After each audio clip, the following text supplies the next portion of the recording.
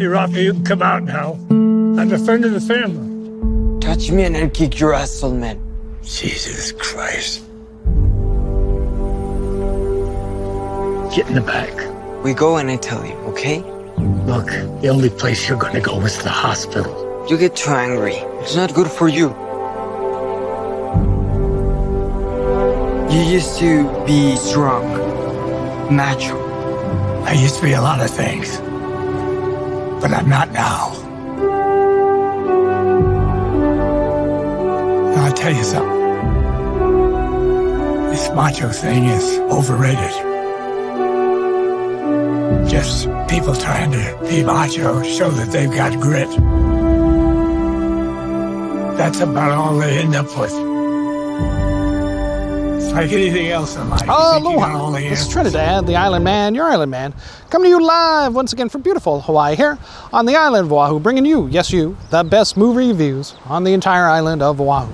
And yes, this is Trinidad, the Island Man, your Island Man. And last night, opening night of the new movie by Clint Eastwood, actor, director of this movie, main star, Clint Eastwood, Hollywood legend, 91 years old and still able to go ahead and not only act in movies, but direct these movies as well. An amazing, amazing life that he's had and continues to have even at the age of 91. And yes, this is Trinidad, and this is my review of his new movie, Cry Macho. So what can I say about this movie? Not too much. Well, remember our rating scale. Shock a thumbs up. It's good to see. I recommend it. Shock a thumbs down. It's bad to see. It's junk. I don't recommend it. And for the new movie, Cry Macho by Clint Eastwood, it is a shock a thumbs up. Now, you've seen the trailer. So what can I say about this movie? It's kind of, it's definitely a drama. Not too much action. More of a,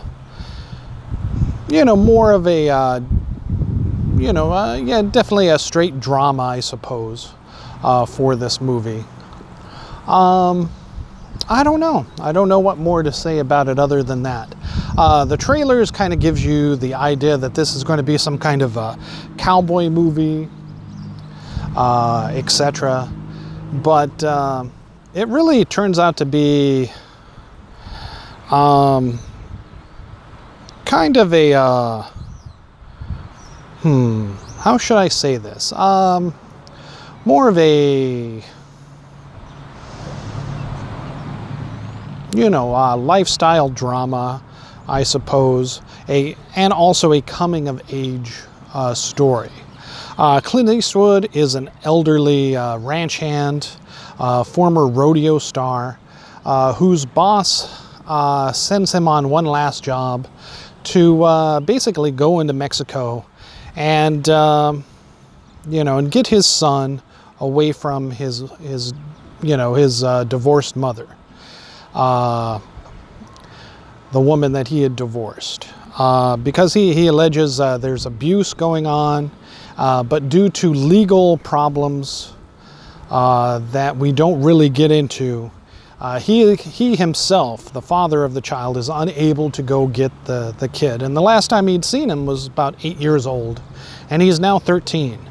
And he's decided that he wants to get him over into the United States, in Texas, and basically live with him away from the abuse that he's getting with his mother. So Clint Eastwood reluctantly accepts, the job, we find out, owing his boss for basically keeping him employed when he really didn't have any other place to go. We find out he paid his medical bills, paid his home off, etc. During a very rough patch.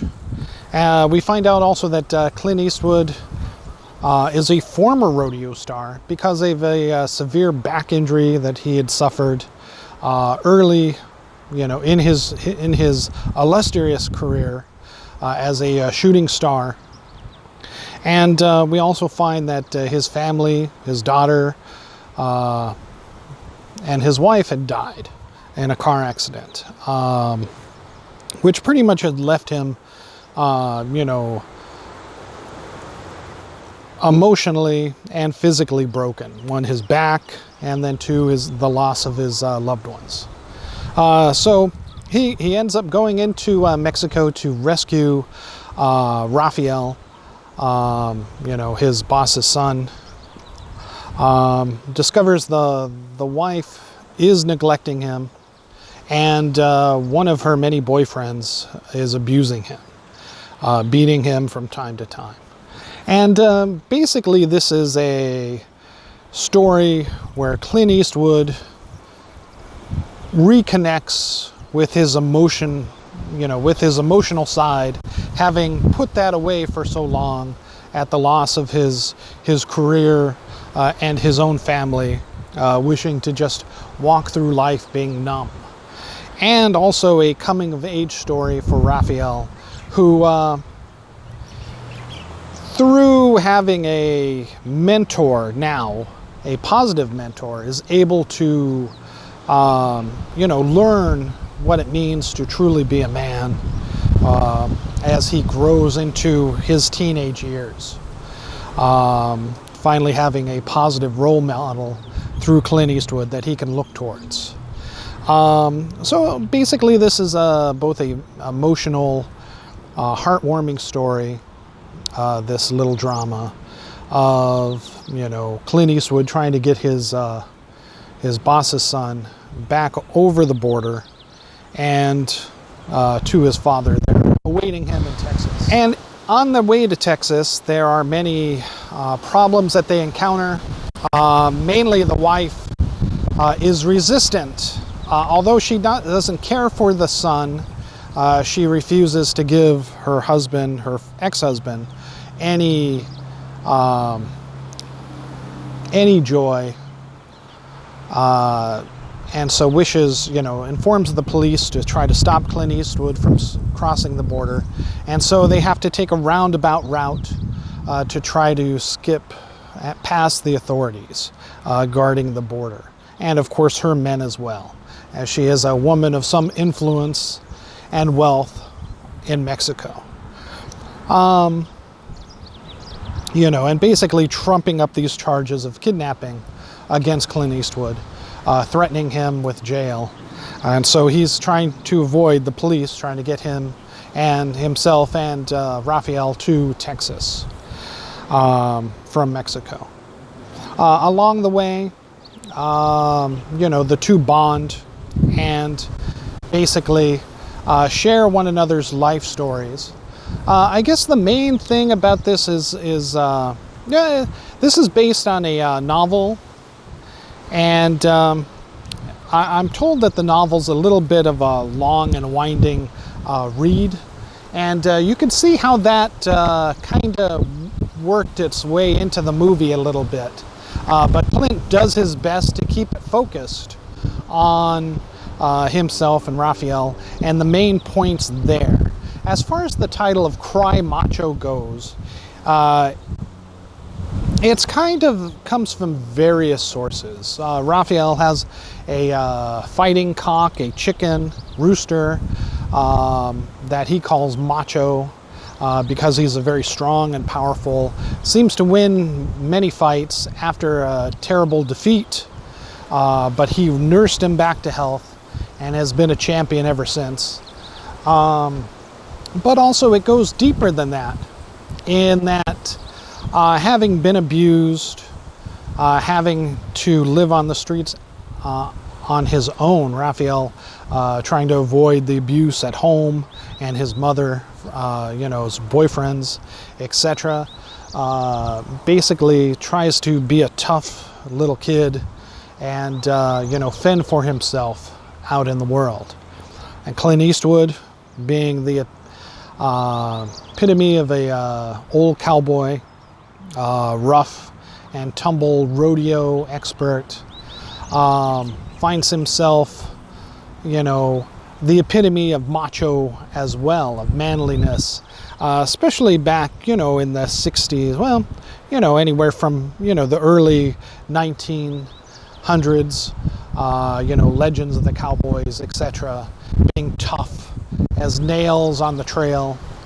And basically, he comes to the conclusion, as you see in the trailer, that he tells the kid, being macho isn't all that it's cracked up to be.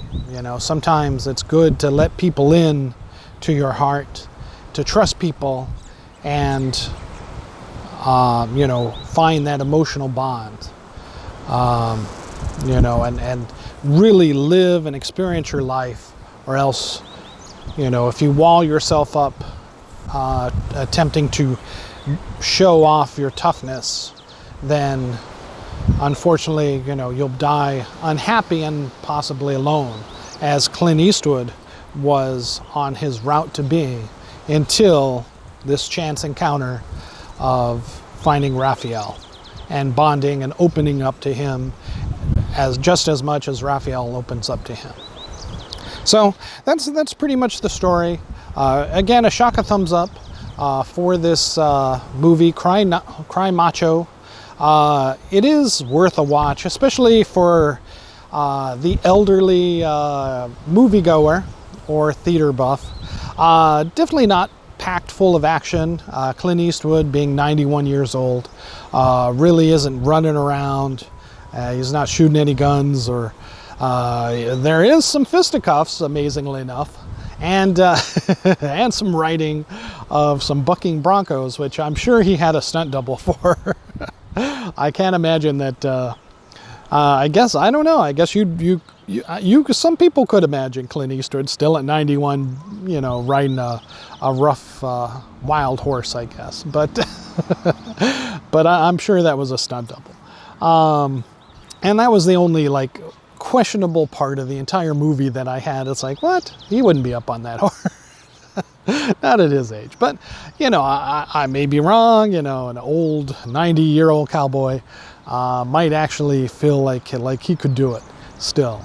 But yeah, so that was about it. So yeah, so basically, this opened up at the theaters and also on HBO Max day and date. So you can either see it there, or you can see it at home if you have HBO Max. I saw it at home on HBO Max, and it's a perfectly watchable, one of the perfect movies to watch at home. Possibly this should have went straight to streaming anyways.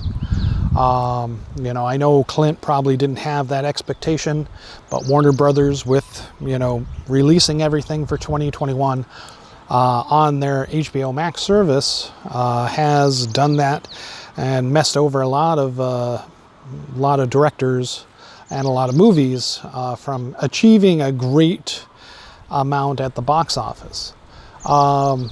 With almost nothing to show for Warner Brothers themselves, as they're not getting any extra. It's free as long as you subscribe to HBO Max. So, I think that, and of course the overall slower pace of the movie, overall, this drama, adulthood drama, of a senior man mainly, will definitely cut the audience and the projected box office at the movies themselves. But again, if you're a fan of Clint Eastwood and you really want to see it at the theaters, go right ahead. If you have HBO Max, there's nothing stopping you from watching it there, and that might be the preferable way. I mean, it was fine for me to sit down and watch it, and I greatly enjoyed the movie, but I would have in the theater as well. But again, it could have easily been a straight streaming movie anyways. The budget's small, mainly Clint, him, a handful of other people, and the vastness of the Mexican desert as the backdrop for most of the film. So it's not like he was breaking the bank filming this movie, and you know, Netflix, you know, should take note of this. Other streaming services should take note of this and maybe shoot for, you know, director level, such as Clint Eastwood for his next film.